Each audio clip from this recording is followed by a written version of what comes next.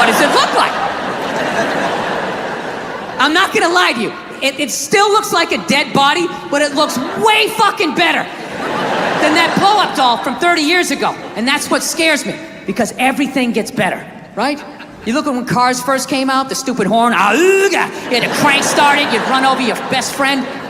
Now you can start one up with a remote control from like 50 yards away, right? Remember when airbags first came out? They just had one for the driver. My family! Oh my God! Oh my God! Why would you just save me? And then eventually, they got airbags for everybody. Well, these robot sex dolls are gonna be no different. Okay, they're just gonna keep getting better and better and better. And these fucking nerds are not gonna be making any regular looking robot dolls, right? You know, some girl next door, you know, just some plain Jane, the chick your mom likes, being like, well, there's a nice girl you can settle down with, she knows how to cook. Fuck that. They're gonna make Victoria's Secret supermodels, just absolute, like Paris runway looking supermodels. And you're gonna be able to come home to one of these things, and it's gonna laugh at all your jokes. It's gonna sit down and watch the game with you like it doesn't get any better than this. Yes, it does.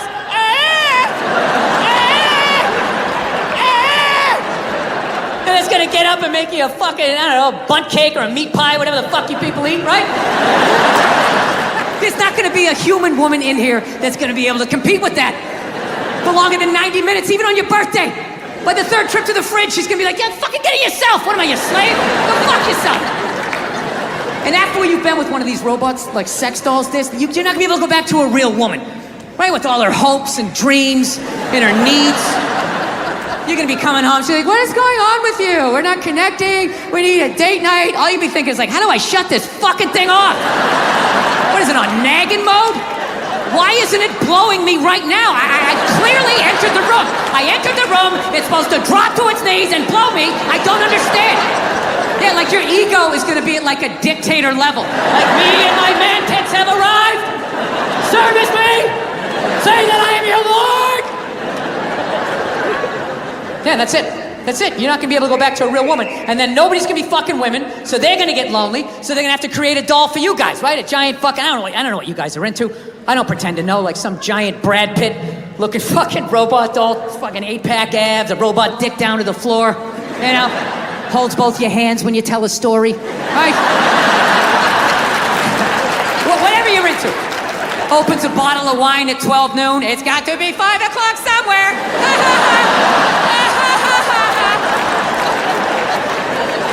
Yeah. I think they're gonna fuck us into extinction.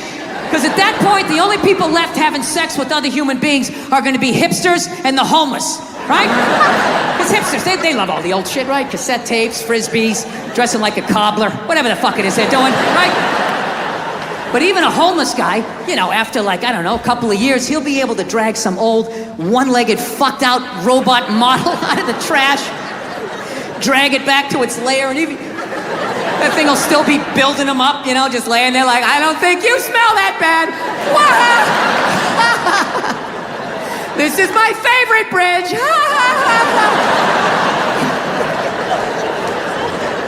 Yeah.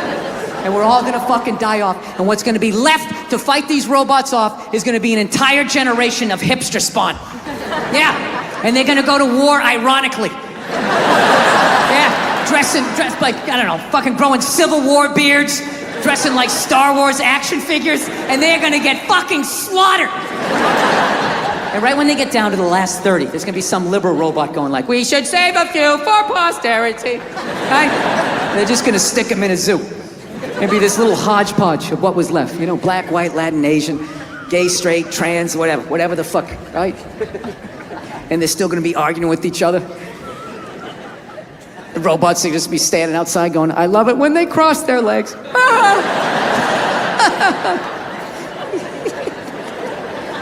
Yeah, and this is the fucking world that I brought my daughter into. Like, I actually am legitimately scared about that. But I don't know. I gotta tell you though, becoming a dad though is the greatest fucking thing that ever happened to me, man. It really is. I don't have any jokes about my kid. No, it is. And you're applauding my wife. She did all the work. Yeah. Yeah, knocking a woman up, that's easy. You just have fun. Unprotected sex, bam, you knock them up, and then they have to deal with it, you know? No matter how much they try to drag you into it, it really is, it's their show, you know?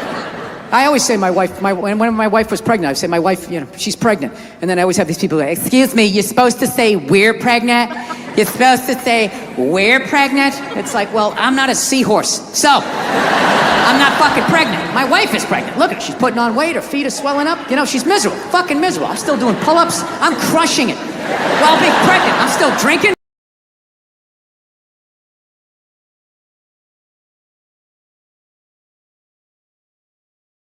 Had to find her a new home. Well, I finally had to admit that she was fucking crazy. I got a crazy rescue dog, and yeah, it was one of these fucking dogs, man. It tried to kill both my parents. It tried to kill my father-in-law. It bit one of my friends. I'd have family come over, friends or whatever. We have to stick it in the back room, like lock the door. And the first hour, it'd just be throwing itself up against the door. Ah, I'll fucking kill all you motherfuckers! I'll kill all you motherfuckers! Looking under the door, I can see your feet! I know what you smell like! I'll follow you home, I'll find you, I'll fucking kill all of you! And we were just in like total denial, like, no, she's just a little, you know, a little scared, because she was abused. And we got like a trainer and all of that shit, and he finally just said, listen, man, this is one of these dogs nature said no to, but people said yes to. So I'm like, Jesus Christ, you could have told me that $10,000 fucking dollars ago, you know? So now my wife, she's 5 months pregnant. She's 6 months, 7, 8 months pregnant. It's just the fucking, this thing just hanging over my head. And finally I just said to my wife, I'm like, we gotta do something about this, man. I'm not gonna be this guy in the news being like, well, you know, the dog loved me and my wife, so I figured it'd be all right to let it sleep near the bassinet. And well, you can imagine my surprise the next morning. Yeah, I wasn't gonna be that guy in the news whose dog ate his baby, right? I gotta get rid of this thing. So we call my trainer and he goes, all right, I'll take it, okay? So thank God they're not gonna put the dog down or anything like that. So I'm like, thank God. So he goes, I'll come back in a week. And it was very sad because we both love this dog, like with all our hearts, right? And what amazed me though, was over that week, the way my wife handled grief versus me. It was so mature, she just like took it on. I just went into denial. I was just like, well, I'm not giving it away tomorrow, so I'm not gonna think about it. And I just called the dog up in the bed, started petting her and lashing out at people for no fucking reason, right? My wife, on the other hand, she just went right into the bathroom that night. She was brushing her teeth. I could just hear her quietly crying like, hoo, hoo, hoo, hoo, hoo. I swear to God, I was on the bed and I got mad at her. I didn't yell at her, I had it just internal, you know? And I was just thinking like, why is she having the proper emotion in this fucking moment? Why isn't she just blocking it out the fucking way I am, right? Just don't deal with it until you fucking give it away and then just start yelling at people the way I do. Right, and that's what we did. I just blocked it out, and every night she would cry a little bit more, the whole week. Till the night before, she's like, right? And what I didn't realize was she had cried herself into acceptance. And meanwhile, my emotions were still at the starting line. And then there's a knock at the door, and she goes, okay, he's here, go get the dog. And I'm like, hey, Cleo. And she popped her head up, and I saw her wagging her fucking tail, and all of a sudden, 8 years of conditional love all started bubbling up, and I was like, oh, fuck, not now! Not now! So I just pushed it down. I just walked at her like some weird game show host. Hey, how are you? I'm smiling for no reason, all right? Now we're going for a walk. I'm just gonna say what we're doing so I don't think about what I'm feeling. And I just walked out, handed the leash to the new owner, pet her on the head, didn't even look her in the eye because I knew I couldn't, and just turned around and walked away from something that I loved more than I had loved anything in my life up to that point. Don't tell my wife, right? So then I come back into the house, all right, and she's just looking at me. She knows I'm out of my fucking mind. She's like, are you okay? Is everything all right? Do you want to talk about it? We can go out, get something to eat or something. I'm like, no, I'm fine. Sometimes you have to be up here and think logical and not be in your heart. I'm just going to go into the bathroom for a second. And I went in and I closed the door and for 0.8 seconds cried like a little boy before I put the lid back on the jar, fastened it back, and just added it to the shelf of anger that sits in every man's chest. Yeah. And I couldn't help but wonder in that moment, who that I love in my life is gonna pay for that in the future? Like, where am I gonna be? Family reunion, Bed Bath & Beyond. How many fucking towels do we need? Jesus Christ, it's a fucking sickness with you. Where is this coming from? I just don't understand where this is coming from. Listen, you guys were so awesome. Thank you so much for coming out. I had a great time. Thank you, thank you, thank you.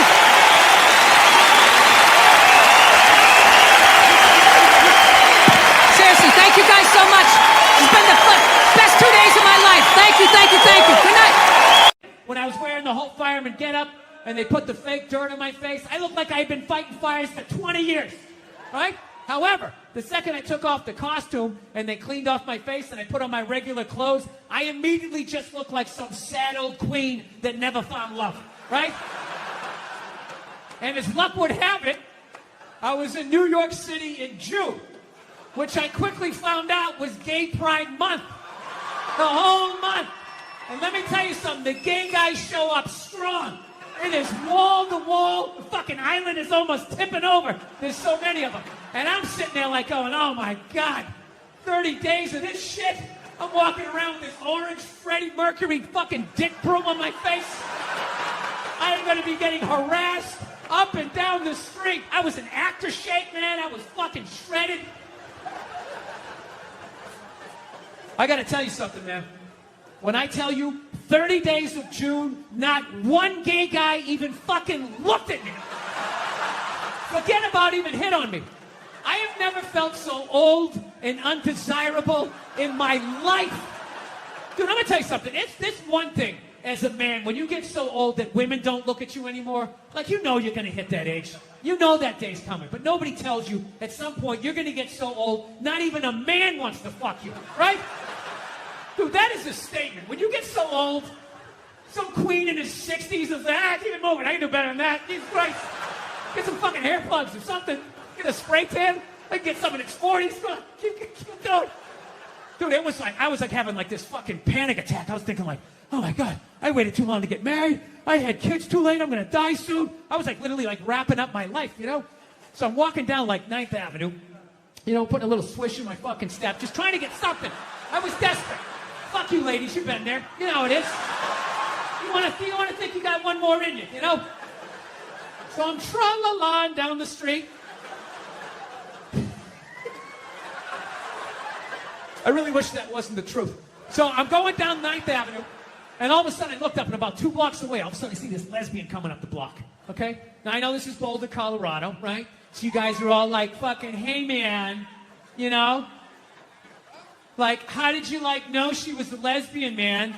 Like, that's not cool. You just looked at her and you just knew she was a lesbian? You don't know her. How do you just know somebody's a lesbian? Easy. The same way you do. The same way other lesbians do. It's not calculus. No, but I get it. I understand in 2021, you're not allowed to say you know what a lesbian looks like, right? Judging by your silence, yes, right? Yeah, you're not allowed, right? But what's funny, if some white kid came in here, like 20 years old, hair slicked back, collar popped, loafers, no socks, you'd be looking at him thinking like, all right, frat boy, date rapist, his dad's a judge, he's not going to jail. Yeah, just killed 5 people in a drinking and driving accident, already has a new Dodge Challenger on the way, right? Yeah, you're allowed to see that. That you can see, clear as day. Lesbian, no, but that's how progressive you guys are, right? You don't have any idea, right? Like, let's play a game. I'll just name different people you see and see the slides that come into your head, right? Construction worker, sports fan, painter, skateboarder, lesbian. Right? It all goes blank. Is that a lesbian? I mean, I have gay friends, but I've never noticed any sort of a through line. Listen, people, I'm not saying all lesbians look alike. I would never say some ignorant shit like that. However, I am saying, though, every once in a while, there's a fucking layup. Right? Flat top, wallet chain, fucking walking up the street. Right? But even then, I'm not saying 100%. But gun to my head, I gotta go lesbian. Gotta go lesbian. Final answer, show me lesbian. Right? So, anyway, she's fucking walking up the street. I'm coming down, right? And it's clear to me that if we keep walking the way we're walking, we're gonna bump into each other. Now, I don't want to bump into a woman. I don't want to bump into anybody in New York. So I do the gentlemanly thing. I clock what's going on. So what I do is I just gradually shift over into my own lane. Now everything's fine, right? But then the weirdest thing happened.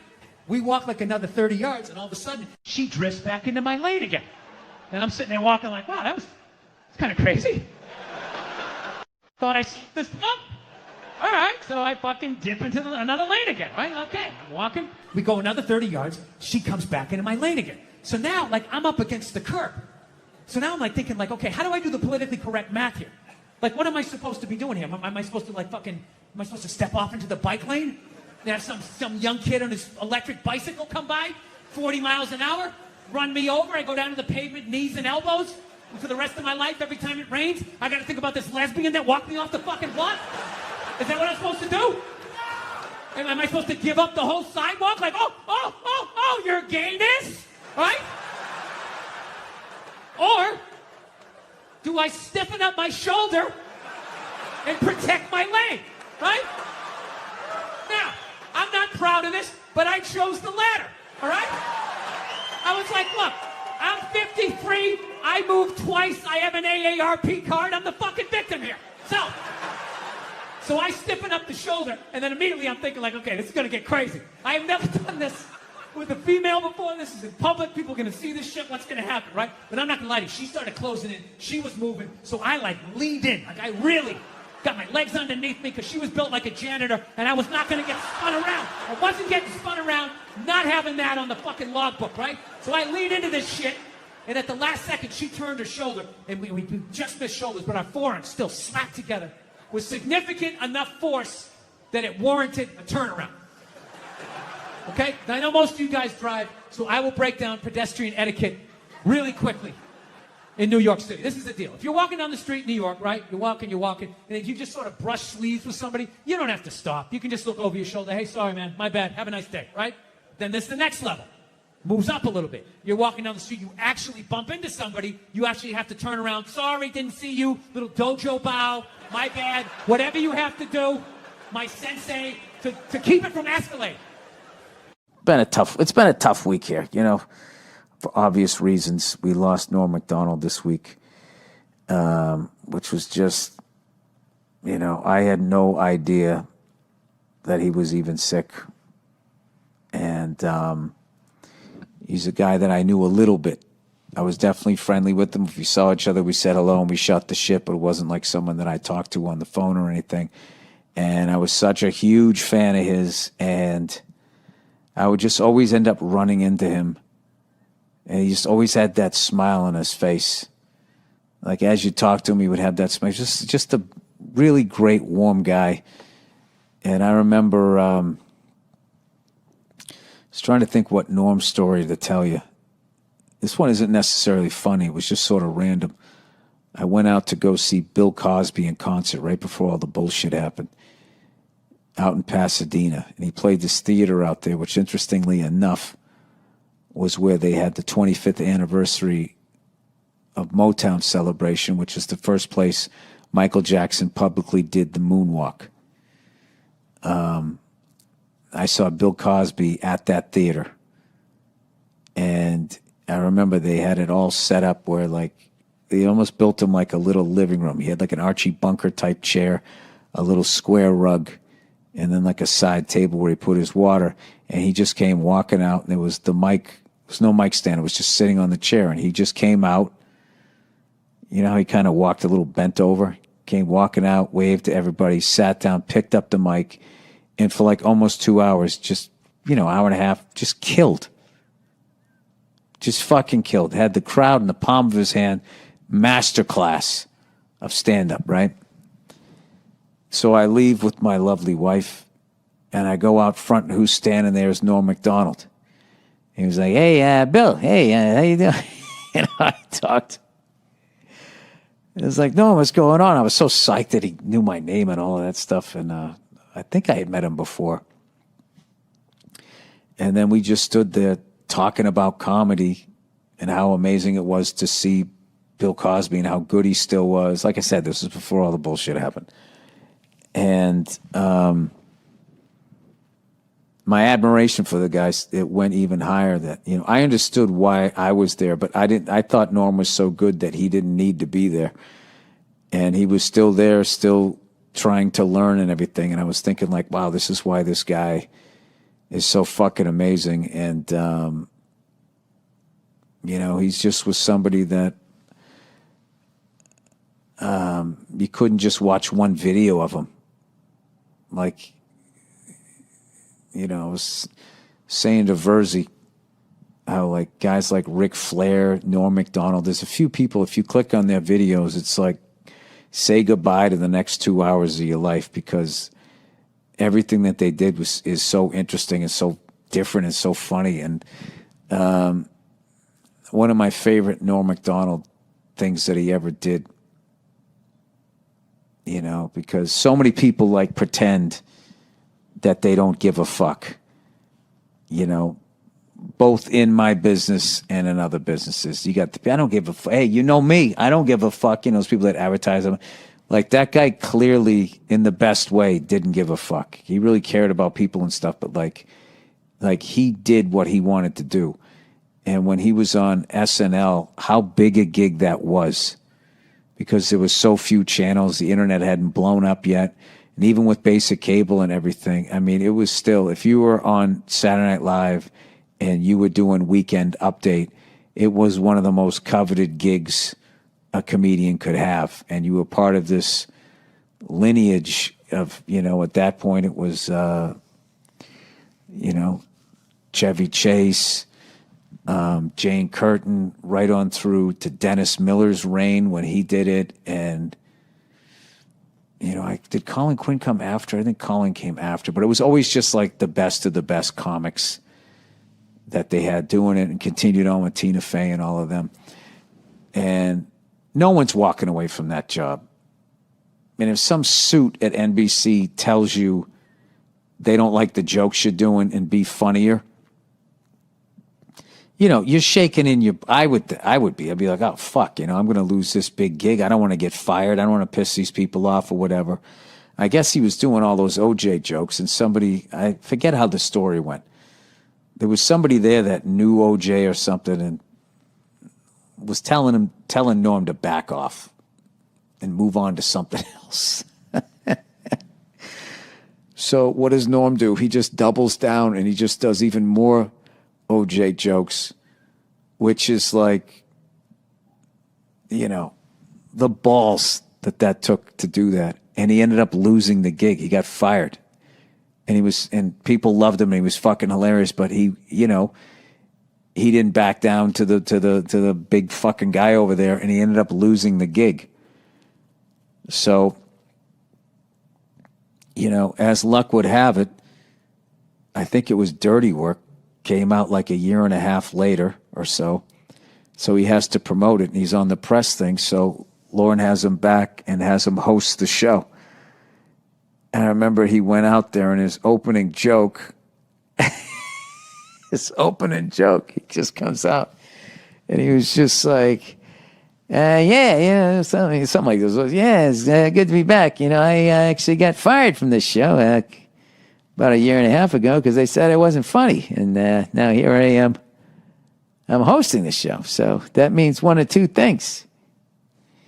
Either I got a lot funnier or this show sucks.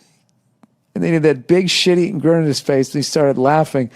And then he proceeded to do a bunch of OJ jokes. And it was just like that fucking thing about him. And the whole time, I just felt the whole time when people were fucking with him or whatever and trying to take what he had, he always just still had that smile on his face, and he just still did exactly what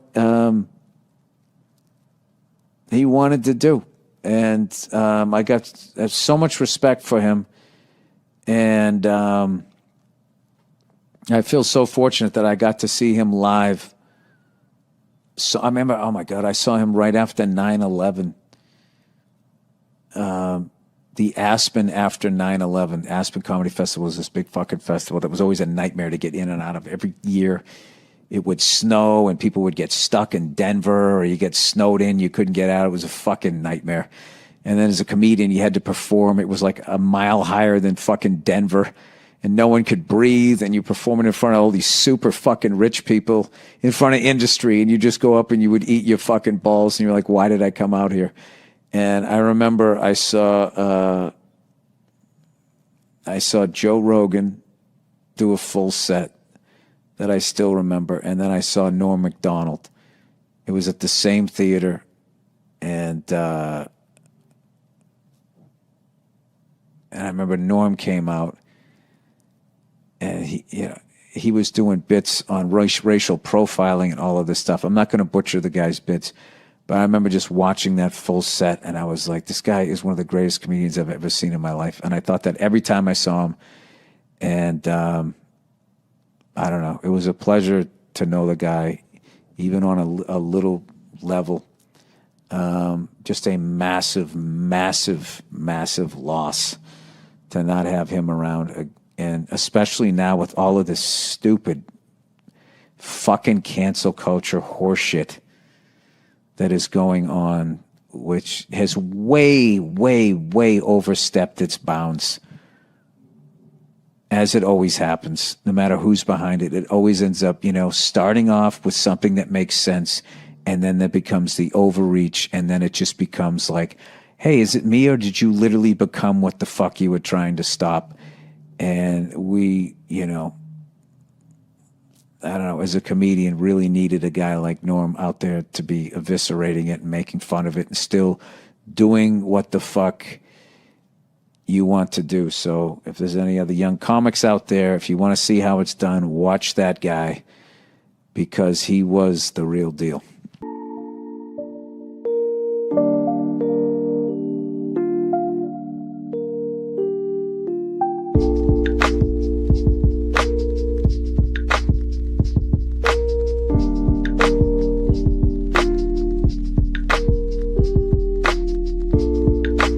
Then it occurred to me, I haven't gotten funnier.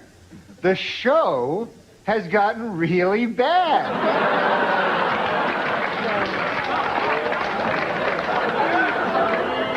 So yeah, I'm funny compared to, well, you'll see later. I don't know. I'm good at this. I fuck up my personal life all the time now. I really do. I'm afraid to get married, man. Why man wouldn't be afraid to get married at this point? Look at Kobe. Look at the shit he's going through right now. Right? Guy's getting a divorce. His wife's going to get $70 million. Never hit a layup in her life. Can anybody explain these divorce settlements? Can anybody make sense of these fucking things? Tiger Woods' wife, $250 million. She's a babysitter worth $250 million fucking dollars. Somebody, go ahead. Somebody, explain, justify it. Justify it. What, he cheated on her? I don't give a fuck. Yeah, I don't give a fuck. He cheated on her. Great, the relationship's over right then. Kobe cheated, right? Shouldn't that relationship been over right then? Why did she hang around like some jaded cop for 3 years trying to get her fucking pension? Right? Get that 10 years in? I don't know, maybe that's too harsh. That shit bothers me, man. Dude, there is an epidemic of gold-digging whores in this country. And every night I put on the news, and I'm waiting for someone to address it. Every night, never see it, And every night I bring up gold-digging whores, and the whole crowd pulls back like I'm up here talking about Bigfoot, right? Like I'm saying the moon's made out of cheese or something. Talking about whores, people. They're everywhere. How many? How many more great men are going to get chopped in half before we do something? Why is it so quiet in here? God damn, I don't get it. What is it? Is it women? Do you think I'm calling you? I'm not calling any woman here a whore, okay? So don't pull back. That's not fair, okay? If you brought up wife beaters, I wouldn't like pull back. I get it. There's guys hitting women, they need to be stopped. We gotta understand that gold-digging whores are the wife beaters for men. Yeah, they are. Except we don't have that Rihanna lumped up photo in the end, so it's not obvious. It's in the eyes. It's in the lines in your face. It's in Mel Gibson's high-pitched voice on the answering machine. I had to give up my Laker tickets, right? That is the sound of a man being taken for everything he's got. I gotta tell you, I'm envious of women, okay? I'm not saying your problems get solved, but at least they're taken seriously. You know? People, you got 1-800 numbers, you got ribbons, there's groups. People give a shit. Anything happens to a guy, it's just considered funny. Some woman cut her husband's dick off, threw it in the garbage disposal, and turned it on. People thought it was hilarious. They were, hey, Stumpy, nobody cares. Do you think if a guy removed a woman's titty and threw it in the dryer, anybody would be joking about it the next day? The entire country would grind to a halt. There'd be a moment of silence. The NFL would have some special colored headband everybody had to wear for an entire month. The most effeminate color they could possibly come up with. All my heroes are going down. Arnold Schwarzenegger, another great man. Another great man. Taken down by that gold-digging whore of a maid he's got. And I'm not saying he's not a piece of shit for doing what he did. It was a piece of shit move. But how come only he got chastised? What about the maid? Why was she called the maid that entire story? She was never called a whore, ever. Just boggled my mind. She knew his wife, first name basis, played with their kids, fucked her husband in their own goddamn bed. That's right down the checklist. First ballot Hall of Fame whore. Right there. Never. Why do you think she hooked up with him? Because of that 1987 flat top he's still rocking? The giant space between his teeth I could put this mic cord through? Or do you think maybe it's all that kindergarten cop money laying around the goddamn bedroom? No, it's awful. It's a horrific thing to see as a guy, watching guys go through that shit, you know? And then there's no sort of examination of it. They just go, he's an idiot. Hey, he's stupid. That guy's stupid. If that guy's stupid, what the fuck am I, right? Does it even make sense? Why would you do that? Why would you accomplish all that and then fuck it up, hooking up with one of the ugliest human beings I've ever seen in my life? Not saying I'm a prize, I'm just saying, you know? It's gotta be something beyond that, right? You know what I think it is? I think it comes down to the way he talks, you know? That dude should be unloading trucks in Transylvania. That should have been the height of his success. But because he's a great man, he had the balls to move to America. Became famous for lifting weights. I lift weights, nobody gives a shit. He lifts weights, becomes super famous. Did he rest on his laurels? No. Next challenge. I'm gonna become an actor despite the fact that nobody can really understand me. Against all odds, he starts making movies. Get down, there's a bomb, get out of there. Becomes one of the biggest blockbuster stars of all time. What are you gonna do next, Arnie? I think I'll marry a Kennedy. There's no fucking way you can do that. Bam, he does it. Cherry on top, I'm running for governor of a state I can't even pronounce, and he wins the election. Why wouldn't this guy think he couldn't bang his maid in his own bed and get away with it? This dude has been in the zone for over 4 decades. 4 decades, nothing but net. Bang a maid in my own bed? Dude, that's a layup. Are you serious? I had a hit movie with a midget. I don't even need a condom. Right? And then what happens? The smoke clears. Then all these trolls come out of the woodwork and start judging this great man. All these fatties, these fucking old guys who never got any with their jowls, coming on TV, absolutely reprehensible behavior. What kind of a public servant? His legacy is shrouded. Like they have any idea what it's like to be tempted at that level, right? Like they have groupies as they waddle out to their Mercury Tracer, parked on the other side of a dumpster. Really? You're beating them off? This guy, he's not a great man anymore? Terminator doesn't count? Is that what the fuck you're telling me? Because he fucked Alice? Really? He's still not a great man because he did that. Then that's the whole thing's over? Anybody here think they could move to Austria, learn the language, become famous for working out, then be a movie star, then marry into their royalty and hold public office? How many lifetimes would you need? I'm on my 3rd attempt at Rosetta Stone Spanish. Right? How can I judge these guys? I can barely handle the temptations of Facebook. I'm gonna judge Tiger Woods. I golf. I don't walk off the 18th hole and there's a busload of Scandinavian women waiting to fuck my brains out. Sorry, ladies, gotta go home to the wife, right? No, it kills me. And there's no help out there for guys.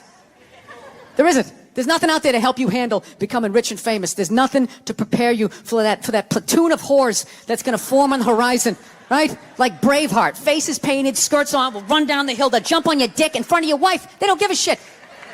It's not even a handbook out there. I saw one article written about it on the cover of Time magazine. It said, why do so many rich, famous, and powerful men act like absolute pigs, right? And the article was actually written by a woman. That's like me writing a book, The Third Trimester, and What to Expect. Ladies, you're gonna feel the pressure. How the hell would I know? You don't want to hear that from me, right? Then why is this woman telling me what it's like to have a dick? That makes no sense. You have no idea what it's like to have a dick. 24/7, do it, fuck it, do it. That's what it's saying. Do it. Yeah, do it. That's how we survived as a species. Every man in here is programmed to fuck 85% of the women in this room. Right? Yeah, we are. Do it, fuck it, do it, you know? It's just that you won't. That's the only reason why we don't, you know? That's not you keeping your dick in check, you know? Some guy at Home Depot working there, he wants to fuck just as many women as a celebrity, right? But he can't do it because whores don't care about lumber, right? But the second he hits the fucking lottery, all of a sudden, you know, that do it, fuck it, do it, you know, that wasn't affecting his life. Then all of a sudden these whores show up. I'll do it, I'll suck it, I'll do it, right? No, somebody's got to step up, all right? I'm not even blaming whores, really. Just guys, we're fucking idiots. What are we doing? Why are we working so hard and then giving it all away to some chick who did 3 shifts at a fucking Hooters, you know? They're fucking bums, sitting there with fucking Dorito dust in their cleavage, walking around with hundreds of millions of dollars. I'm sick of that shit. That's what the law says. 100 years ago, I could beat you with a fucking mop handle. I'd be like, well, that's what the law says. Doesn't make us right. No, it's unreal. And all this shit's going down, and we're not doing anything. What are we doing? Same old shit. Sitting around watching Shark Week, right? Watching shit about poisonous snakes half a world away, just filling your head up with all this useless information. What to do if you come face to face with a Bengal tiger. Don't look at it, don't look away. Slowly back up as you push your friend forward, right? All this useless information, yet hanging between your legs is this thing that could crumble your entire empire 7 minutes or less. Don't know a fucking thing about it. Even worse, you think it's your friend. Yeah, you know why? Because your dick's like a dreamer. You know? Your dick believes. It's like a motivational speaker. I don't give a shit what question you ask it. It's always like, yeah, absolutely. Sounds like a plan. Exit strategy. Later. We'll be fine. Where's your dick when you get caught, right? Then it's just slumped over like, hey, I thought it was a good idea. You know? Yeah. You have to know that. Dude, if your dick was a third base coach, it wouldn't hold anybody up. It'd just be fucking waving people around. Everybody, go in standing up. You got it. Oh, shit, here she comes. Slide. All right, you guys were awesome. Thank you so much for coming out. I hope you had as good a time as I did. Thank you. Ladies and gentlemen, Bill Burr. Thank you. All right. Thanks a lot. Thank you so much. Thank you. For Christ's sake. Thank you. Thanks a lot. I'm running out of ways to say thank you. For Christ's sake. How's it going? Excellent. Was in a shitty mood today, man. I was watching TV. You ever been in like such a bad mood that even when you're watching bad shit happening to people, you're like, you know what? Good. You know, I'm glad your life sucks. Makes me feel better about my own. No, you know what I was doing? I was watching this, you know those Fabulous Lives? I was watching the Fabulous Life of the Olsen twins, you know? And they're like 18 years old. They're like zillionaires. We got a great apartment. It's making me feel like a loser. Then halfway through it, I find out one of them's anorexic. I was like, you know what? All right. That makes me feel better. You know, I'm glad she's not eating. Hope you pass out, whack your head off your golden sink. Just to add to my day. You know, I don't get how the other Olsen twin only weighs half a pound more, but she's fucking fine. No, they're so starving, they're weak. That's why whenever they take a picture of them, you ever notice they gotta like fucking lean them up against each other? So like they don't tip over, like they're like still trying to look sexy. Honestly, they look like aliens. They are, man. You can't weigh 42 pounds and have your eyeballs be 28 of that weight and not look like you're from outer space. Like, when I look at them, I think if E.T. was going to have a threesome, those are the two bitches he'd hook up with. He would. He'd get that glowing finger going. Now, I'm feeling like a loser, man. I am, man. I'm fucking 36. I'm not married, you know? I'm at that age where everybody I know is getting married. You know, let me ask you a question. Why the hell do people keep getting married? You know, isn't anybody looking at the stats?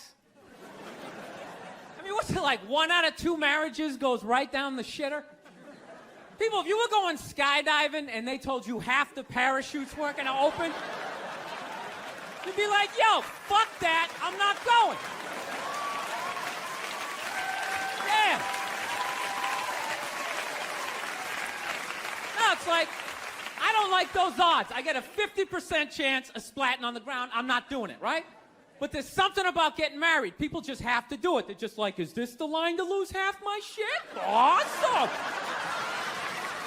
This is going to be great. I can't wait to lose my car, my money. Oh, look, the line's moving. One step closer to my own personal hell.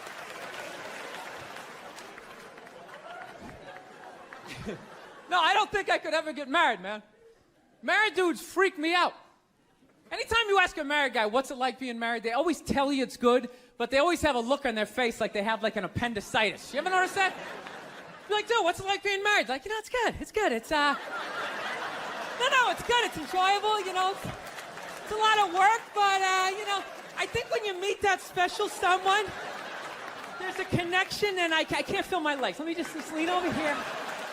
You know, a woman completes a man, and some other metaphor.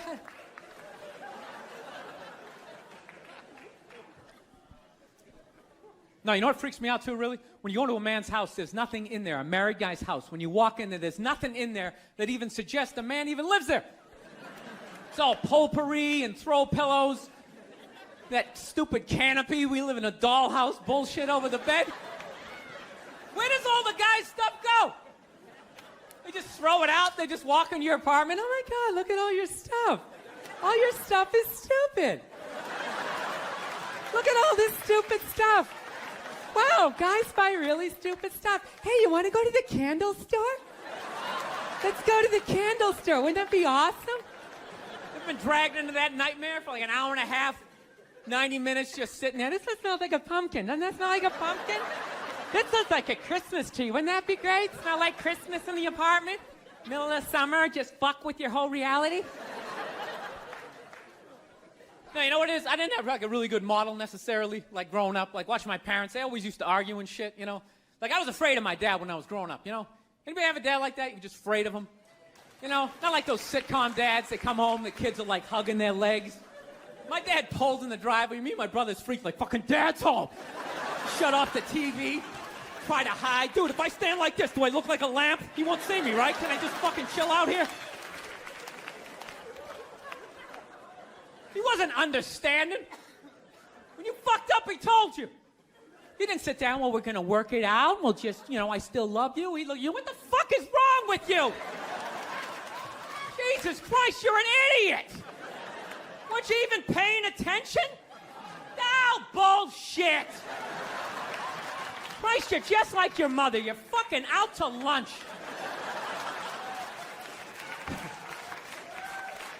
That was my dad. No matter what he was bitching about, somehow he would make it about my mother. It would have nothing to do with her. He could somehow find a connection and spin it back. He'd have said, oh, is it raining out? Oh, for Christ's sake, I don't need this shit. Christ, it's the same goddamn thing with your mother. That woman is a fucking cloud hanging over my life. Anytime you got an idea, Christ, she shits all over it. No, he was hilarious. He used to work all the time, so he didn't really have like any friends or anything. So he used to talk to me when I was 8 years old like I was a fucking bartender. Just dumping all his shit on me. Like playing in the sandbox, he'd be coming up there. I'll tell you now, I don't know what the fuck I ever got married for. I'll tell you, man, I'm gonna get the fuck out. I swear to God, one of these days, I'm gonna get in the car, I'm gonna fucking drive out of here. Your mother's a bitch, Billy. Do you realize that? The woman is a fucking bitch. Is that too real for you guys? You fucking know what I'm talking about.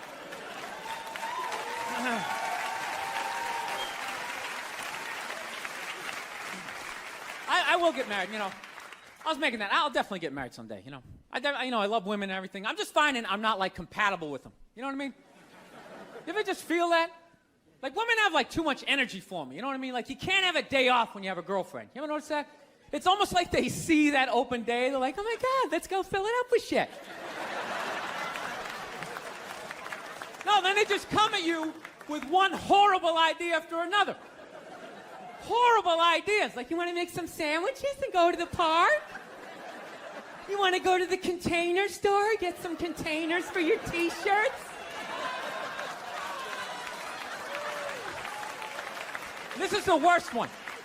You ever get this one? You want to go to brunch? You want to go to brunch on Sunday? And inside you're like, fucking no! But you can't say that, right? You gotta keep them happy. So what do? You agree. Like, yeah, let's go to brunch. What a great idea. Why would you want to sleep in on a Sunday when you can go pay $18 for eggs? Now you're thinking. Now you're thinking. Then we can sit around and listen to your friends have moronic conversations about the eggs. Like, is that pesto? Is that pesto in your omelet? Oh, it's asparagus. It's asparagus. I thought it was pesto. Oh, you just want to flip the whole fucking table over? It's horrendous. I'm trying to learn to pick my battles when I date girls. I usually argue with women all the time, man. I'm stupid like that. You know? Like, I dated this girl one time. She was, like, really into, like, women's issues. So we used to always have these dumbass arguments. Like, one time she came up to me and she goes, okay, explain this to me, Bill. Why does a guy make more an hour to do the exact same job, huh? I go, I'll tell you why. Because in the unlikely event that we're both on a Titanic and it starts to sink, for some fucked up reason, you get to leave with the kids and I have to stay. Yeah, that's why I get the $1 more an hour. No, think about it. If there's a house fire, it's always women and children first. I got to stand there with, like, the back of my shirt on fire going, let's go, people, let's go, let's go. So that's how I look at it. No, it's $1 an hour surcharge. That if something fucked up happens, either I can't leave or I got to, like, get in the way of it to give you a head start, like, rabid dog, run, honey, 1 Mississippi, 2 Mississippi. You hear a bump in the night, I gotta go check it out, like, yes, he does have a knife. Anytime there's a hostage situation, who do they negotiate for first? Well, at least let the women and children go. Well, what about me? Bullets hurt me too. Why the fuck do I gotta stay in the vault?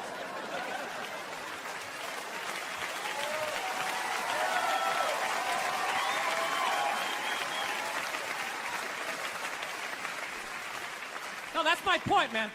Where are all the feminists in those situations? You know what I mean? You can't find them. There are no feminists in a house fire. That's a guarantee.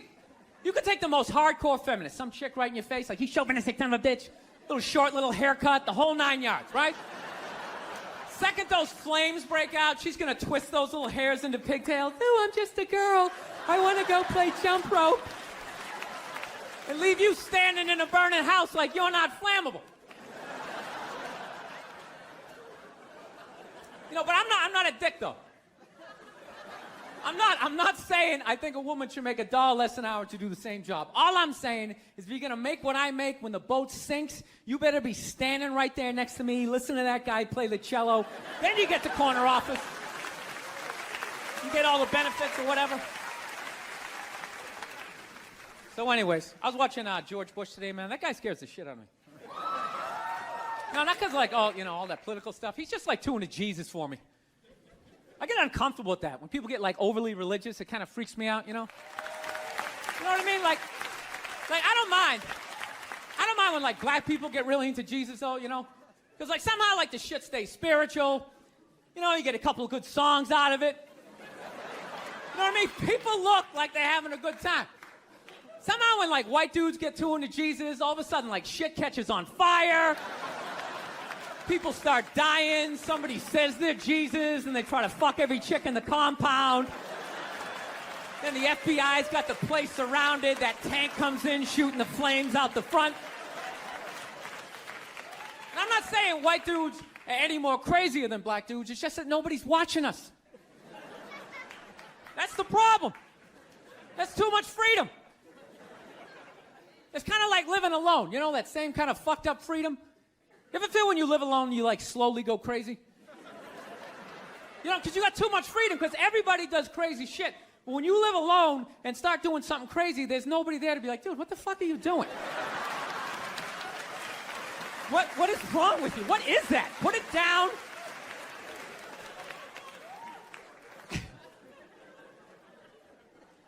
My girl's actually, she's really like religious. She goes to church every week, and I never go, and it freaks her out. She's like, why don't you go to church? You don't believe in God and heaven and hell and all that stuff? Why don't you go? And it's not because I don't believe in a higher power. I definitely do. My thing is, when I go to church, I can't get past the fact that I'm just listening to some fucking guy. You ever think of that shit when you go in there? That's just some dude. And people are like, no, that's a special guy. No, it isn't. It isn't. Nah, he didn't like levitate down from the ceiling like, oh, this white light around him. Why would you listen to another human being tell you where you're gonna go when you die? It's just like, dude, have you ever been dead? No. Great. So wouldn't it be safe to assume that you wouldn't have the slightest fucking idea what you're talking about? Yeah, you're making it up. You're making the shit up. You're not fooling me with the robes and the candles. Speaking in old English, he said it under you is. Shut the fuck up. You don't talk like that. You're just some guy. Your name's Jerry. You played soccer. You got your ass kicked in gym class. And now you're doing this.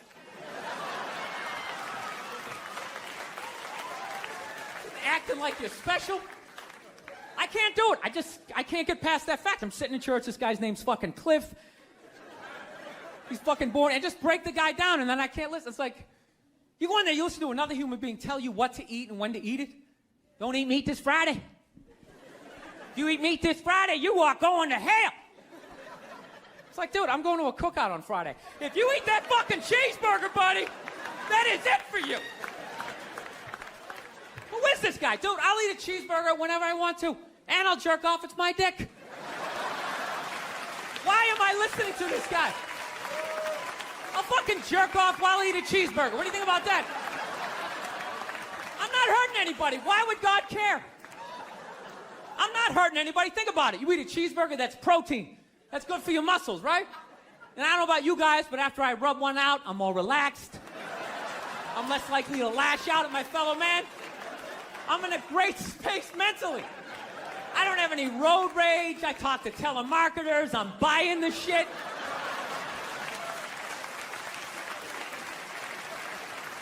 I think they just make it all up. But it's weird, though, because I'm kind of feeling this thing, because I haven't been to church in a while. I'm kind of feeling like, I want to go back, but I need a new religion, man. That's why I'm kind of between religions right now. Like, I used to be Catholic, but, I can't be Catholic anymore, I mean, once they started fucking the kids, I was just like, all right, dude, you know what? I'm out, okay? You guys party way too fucking hard for me, okay? I got off at about 22 exits ago. I didn't see that page in the book. I don't know what you guys are doing. I can't believe they're still in business. People are still showing up. Name one other business that could survive that shit. You think if they were fucking kids at Walmart, they could sell rakes the next day? And just try to play it off like, yeah, we hit a little prom in aisle 8, but we got some slacks over here. We got kitchen appliances. We got some hula hoops.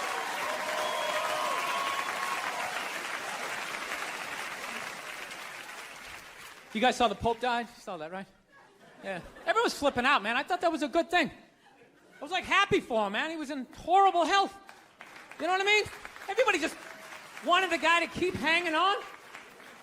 It's ridiculous. They're like wheeling him from room to room, and people are still flipping. Oh, God, I think he's gonna die. I think he's gonna die. It's like, well, I think he's gonna go to heaven. I mean, gotta be better than that shit. I bet the last 2 months of his life, he was just sitting in that chair going, God, I wish the world would stop praying for me. Just fucking let me go. Good Lord. I skied till I was 78. I had a great life. Move on. So they got a new pope now. They picked another old white dude, you know. And they were actually, in the running was this black dude from Nigeria, right? They were actually considering making him the pope. And I was kind of hoping he was going to win, you know. Not because I give a fuck either way. I just wanted to see all the black comics doing bits like the next day, like, oh, white people scared now. White people is scared now. Yeah, the Pope is black and shit. It's gonna be a whole different story. He's gonna come in with the hat to the side. Music's gonna be pumping. White people in the front row, gee, I don't know what the fuck's going on. Because when black people go to church, could you just feel it? That was like a half-hour material. Went out the fucking window the second they picked another white dude. It was endless. Pope Mobile's gonna be pimped out, and you better not be shooting at this Pope. The black Pope will be shooting back at your ass. Because when white people get shot, etc., etc.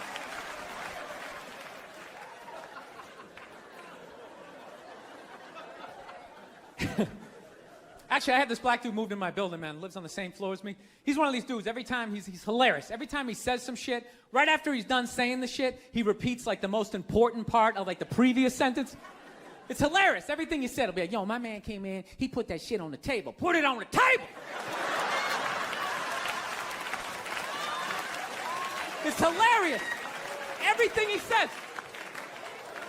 Yo, this country's at war, son. War! I'm just looking at my friend like, dude, did you hear him the first time? Because I heard him the first time. I was smiling, I was nodding. Am I fucking supposed to do that? I mean, what am I supposed to do?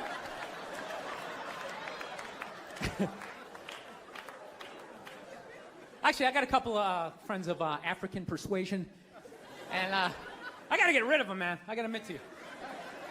I'm finding I'm spending too much money on clothes hanging out with them. Because I got to like fucking try to keep up with their wardrobe. It's like every time they go out, they got all brand new shit on.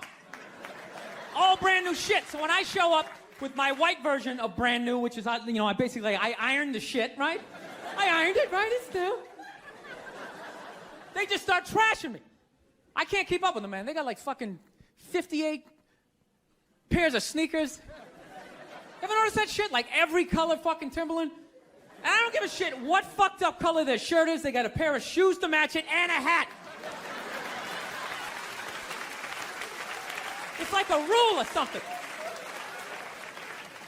They're the worst. Even when you wear some new shit, there's like some sort of rule that you gotta like space out the amount of time within which like that you wear it. Because God forbid you wear the same shirt within a 10-day period, one of them's gonna notice. All of a sudden just look at you funny like, this motherfucker's got the same shit he had on last Tuesday. And then the whole crowd's like, oh shit! Then everybody just starts making fun of your fucking clothes. First they do the math, like, what was that, 5 days ago? 5 days? This motherfucker got 5 shirts! He got 5 shirts! And they start breaking it down. Yo, his first shirt be saying Monday, next shirt be saying Tuesday. Yo, on the weekend, he ain't be wearing no shirts.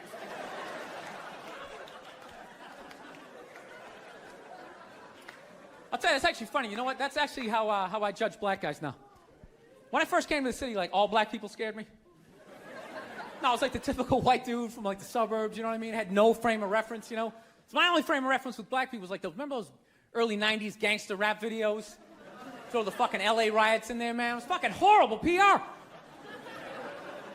I'm watching the videos, look, he's got a nice car, he's got all the women, and he's still fucking mad. These black dudes are never happy. But after 10 years of living in the city, this is how I narrow it down. Whether a black dude scares me or not. Black dudes with dirty sneakers scare the fucking shit out of me. No. I figured out in my head, because I know from hanging out with them, that's the last shit that they're gonna let go. The immediate shit that they have on. So I think, you know, if his sneakers are fucked up, that means his life is fucked up. Every time he leaves his building, the whole neighborhood, oh, shit! Everyone starts making fun of him. He's on the train in a bad mood. I kind of have this howdy-doody, kind of mug me kind of face. Now, I'm not saying something's going to happen. I'm just saying, I'm paying attention. So I've been seeing this girl recently, this black girl, right? She lives up in Harlem, gone out like 3-4 times, First time we hung out in like the Village area in New York, which is sort of like a racially mixed area. So shit was cool, you know what I mean? Second time we hung out was more like Midtown, Then the third time, she called me at like 3:30 in the morning, and she wanted me to come up to her apartment, right? So it's 3:30 in the morning, she lives in Harlem, I look how I look, so it's a fucking situation. Yeah, because you know the deal, right? Basically, a white dude feels comfortable up to about like 98th, 99th Street, you know what I'm saying? The second the streets start getting into like triple digits, like 100, 101st Street, start getting like a little asthma, like, ah, fuck, it's starting to get a little high up here. You feel that little tightness in your chest? Can you feel that? 106th Street, you're like leaning on shit, like, dude, where'd all the cabs go? How come there's no taxis up here? Dude, what's a bodega? I don't know what that is. Let's get the fuck out of here. So I'm praying to God she's gonna tell me to take the subway, get off at like 105th Street, 103rd, which is like the first stop in Harlem where I can still look over my shoulder and see like all the white people like disappearing over the horizon, But she goes, no, man, you want to get on the Uptown 2-3 train, you want to get off at 125th Street. I'm like, God, fuck, 125th Street. Jesus Christ, that's like right in the middle of everything. I'm going to be surrounded on all four sides. I can't fucking do this. So, at this point, I'm really trying to hide like the bitchy tone that's starting to creep into my voice, And I'm trying to ask for really specific directions for when I get up there, because I want to know exactly where I'm going. So she starts naming the streets I have to go down, and every other street up there is named after like a black leader, She's like, make a left on Adam Clayton, take a right on Frederick Douglass. I'm like, ah, fuck Adam Clayton. Now, dude, go on the internet, look up Adam Clayton. Did he kill a bunch of white people during the slave revolt? Dude, I ain't going up there till I know what Adam Clayton did. Fuck this shit. So at this point, I'm really having a battle with myself. Because I'm thinking I can't do this, right? I'm like, I can't do this, but my dick's going, no, come on, man, we can do this, all right? Just relax. Pull yourself together and get on the goddamn train, right? So as always, I listen to my dick. Oh yeah, I get on the train. By the time I get up there, it's like 5 or 4 in the morning, right? I'm staying on like Malcolm X and like Danny Glover or some shit, right? I don't even know where the hell I'm at. But I see the street I want to go up. I want to go up St. Nick. I can literally see her apartment building, but there's like 5 or 6 black dudes standing right on the corner, right where I want to walk by. So I'm like, fuck! Felt like I was on like some reality show at that point, like some sort of like white guy survivor. It was ridiculous. So I'm thinking, I gotta walk right by these guys, right? You know what's funny? I think that they were actually more surprised to see me than I was scared, And I was really, really scared, but I'm also really, really white, Like shockingly Caucasian. You know what I mean? Like if you're not ready for me, I can like surprise you. No, especially if you live up there. You've probably seen a white person for hours, possibly days. So when I show up, it's almost like magical. Like a leprechaun came out of nowhere, Felt like I should have like a little pot of gold, like a rainbow behind me. Top of the morning to you, latte. Kind of danced my way past them. But it's been going all right, Once I get in her apartment, I'm fine, I relax. Sit down, watch a hip-hop countdown. Pretend like I know the groups, you know what I mean? It's just getting there that's a fucking pain in the ass. But, I don't get mad at it, because I figure, black dudes got to go through the same shit, though, right? When you go out to the suburbs, go fuck a white girl, right? Just that same awful feeling of just leaving your people behind, just less and less of you as you're fucking driving out there. Probably start off lean and you're all fucking cool. 20 minutes in, you're driving like 10 and 2. The radio's off. Like, dude, I don't like this shit. I don't like this shit at all. There's too much grass. I don't see any rims. This is fucked up. None of the windows are tinted. I can clearly see white people in every car. This is fucked up. Listen, you guys were awesome. Thank you so much for coming out. God bless you. Thank you very much. All right, man. Take care. Thank you.